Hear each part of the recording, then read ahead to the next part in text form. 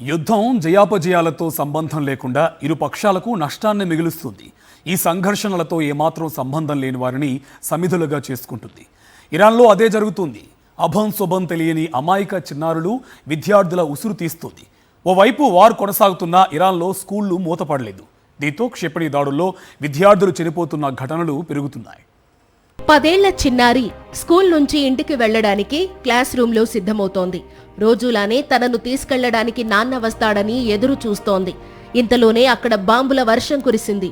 ఆకాశం నుంచి జారిపడిన క్షిపణి పాఠశాల ప్రాంగణంలో భీభత్సం సృష్టించింది. ఈ ఘటనలో ఆ విద్యార్థిని తండ్రితో పాటు అదే స్కూల్లో టీచర్గా పనిచేస్తున్న ఆమె తల్లి, అక్కడే చదువుకుంటున్న తన అన్న సహా అందరూ చనిపోయారు. ఆ బుజ్జి తల్లి అనాథగా మారిపోయింది. ఫిబ్రవరి 28న ఇరాన్లోని మినాబ్లో ఉన్న ఓ ప్రైమరీ గర్ల్స్ స్కూల్పై అమెరికా జరిపిన ఎయిర్ స్ట్రైక్స్ మిగిల్చిన విషాదం ఇది. మినాబ్లోని పాఠశాలపై అమెరికా దాడుల్లో ఏకంగా 180 మంది చనిపోయారు. అందరూ అమ్మాయిలే.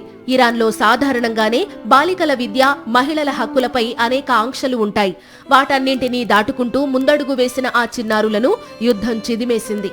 ఇదే కాదు, దేశవ్యాప్తంగా 20కి పైగా విద్యా సంస్థలపై దాడులు జరిగాయని ఇరాన్ విద్యాశాఖ మంత్రి బుధవారం అధికారికంగా ధృవీకరించారు. తరగతులు జరుగుతున్న సమయంలోనే క్షిపణులు పడడంతో నష్టం భారీగానే జరిగింది. చెల్లాచెదురైన పుస్తకాలు, శిథిలాల మధ్య భయంతో చిన్నారులు పరుగులు తీస్తున్న హృదయ విదారక దృశ్యాలు ఈ ఘోర కలిని కళ్లకు కట్టాయి. ఇజ్రాయెల్ ఇరాన్ యుద్ధం మొదలైన నాటి నుంచి 200 మంది చిన్నారులు ప్రాణాలు కోల్పోయారని యూనిసెఫ్ పేర్కొంది. ఇందులో అత్యధికంగా ఇరాన్లో 181 మంది మరణించినట్లు వెల్లడించింది. యుద్ధాలు పిల్లలు ప్రారంభించరు, కానీ మూల్యం మాత్రం చెల్లిస్తున్నారు అని వ్యాఖ్యానించింది. పాఠశాలలపై దాడులు చేయడం అంతర్జాతీయ చట్టాల ప్రకారం యుద్ధ నేరమని ఇరాన్ ప్రభుత్వం తీవ్రంగా ఖండించింది. ఇది చిన్నారులపై జరిగిన ఊచకోత అని విద్యాశాఖ మంత్రి ఆవేదన వ్యక్తం చేశారు. అయితే సైనిక స్థావరాలను విద్యా సంస్థల ముసుగులో నిర్వహిస్తున్నందువల్లే దాడులు చేయాల్సి వచ్చిందని ప్రత్యర్థి వర్గాలు ఆరోపిస్తున్నాయి.